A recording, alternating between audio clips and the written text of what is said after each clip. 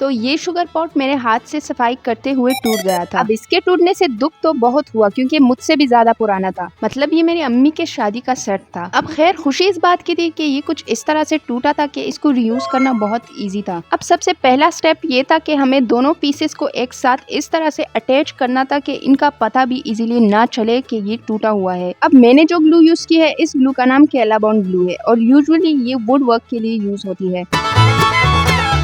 अब साइड से जो एक्स्ट्रा ग्लू निकल रही होगी उसको हम कुछ इस तरह से साफ कर लेंगे ताकि दरारें भी बाद में दिखे ना। अब ऐसा करने के बाद हमें इसको ड्राई होने के लिए 1 या 2 घंटे तक रखना होगा।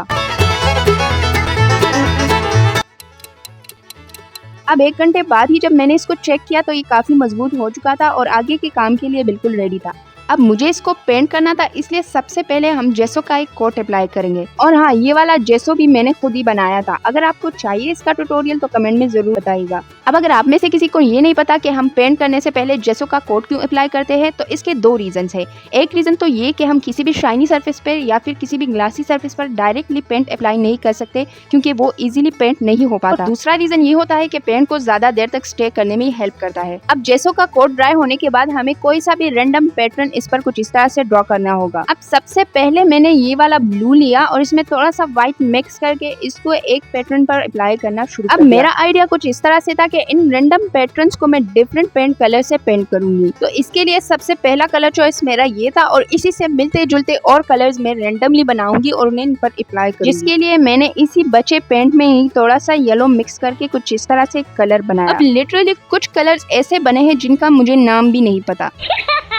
अब खैर ये सारे कलर्स मैंने रेंडमली शुरू किए थे और रेंडमली मैं इसको पेंट करते जा रही थी। एंड होप्स हो कि आपको पता लग रहा होगा कि मैंने कैसे कैसे कौन कौन सा कलर मिक्स करके कौन कौन सा कलर बनाया है।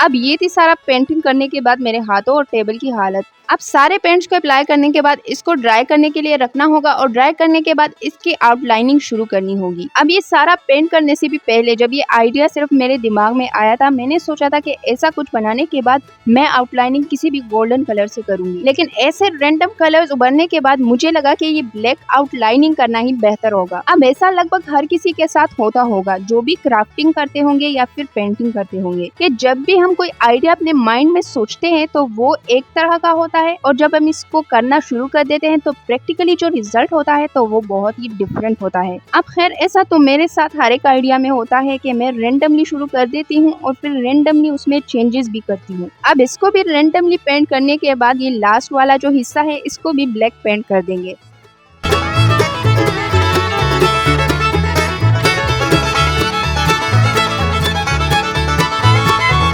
अब फाइनली अपने सारे पेंटिंग स्किल्स को इस पर लगाने के बाद ये कुछ इस तरह से दिख रहा था एंड लिटरली ये बहुत ही एस्थेटिक लग रहा था और इसीलिए मैंने वीडियो में इसे बहुत ज्यादा ही फ्लॉन्ट कर दिया ताकि आप लोग अच्छे से देख पाओ कि ये एस्थेटिक लग रहा है कि नहीं।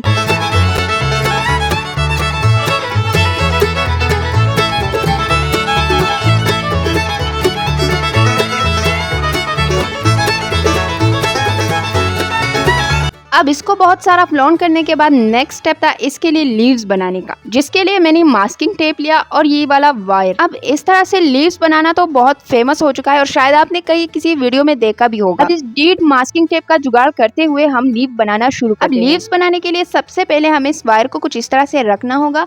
अब ये डिपेंड करता है कि आप कितनी लेंथ का लीव बना रहे हो। अब वायर को रखने के बाद कुछ इस तरह से आहिस्ता मोड़ना है ताकि ये खराब ना हो, क्योंकि थोड़ा सा भी इसमें मास्किंग टेप टेढ़ा मेढ़ा हो जाता है तो वो फिर बहुत ही रफ दिखता है। अब जितना हमें लीव का साइज चाहिए होगा वहां तक हम इसको कट कर देंगे। अब अगर आपने वीडियो यहाँ तक देख ही ली है और मुझे बर्दाश्त कर ही लिया है तो प्लीज लाइक भी कर दे और सब्सक्राइब भी, ताकि सब्सक्राइब करने से आपको नई नई वीडियोस भी मिले और लाइक करने से मुझे ये पता भी चले कि आपको मेरी आइडियाज पसंद आ रही है। अब इसको कट करने के बाद हमें इसको लीव का शेप देना होगा, जिसके लिए हम कुछ इस तरह से काट देंगे। अब मैंने तो डायरेक्टली काट लिया था, लेकिन अगर आप बिगनर हो तो प्लीज पहले पेंसिल से ड्रॉ करके ही काटना, वरना आपका लीव कुछ टेढ़ा मेढ़ा और खराब हो जाएगा।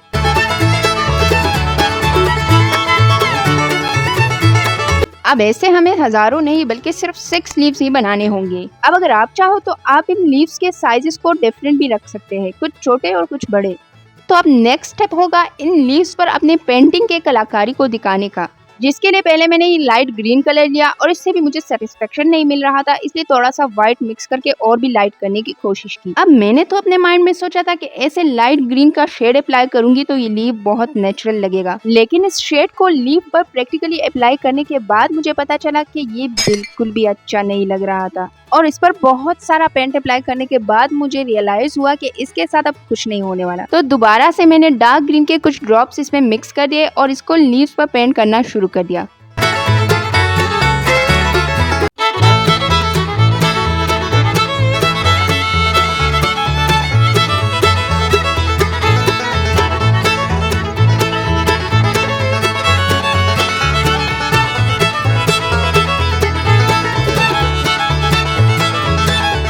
अब सारे लिप्स को पेंट करने के बाद इसके आउटलाइनिंग की बारी थी, जिसके लिए मैंने डार्क ग्रीन कलर का शेड लिया था।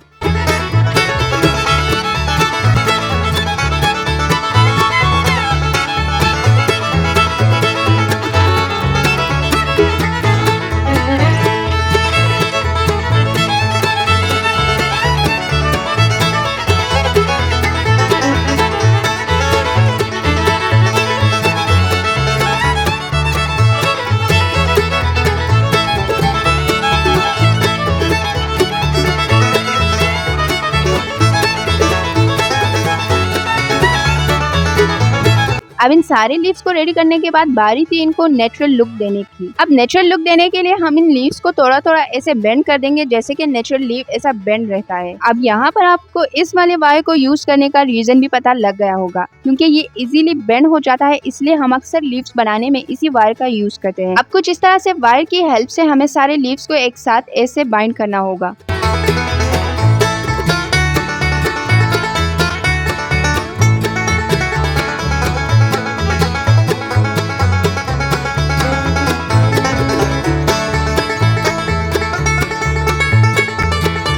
अब ये नीचे वाले वायर्स को छुपाने के लिए हमने ग्रीन पेपर का यूज किया। कुछ इस तरह से थिन स्ट्रिप काटकर उस पर ग्लू लगाकर उसे इसके इर्द गिर्द ऐसे चिपका दिया।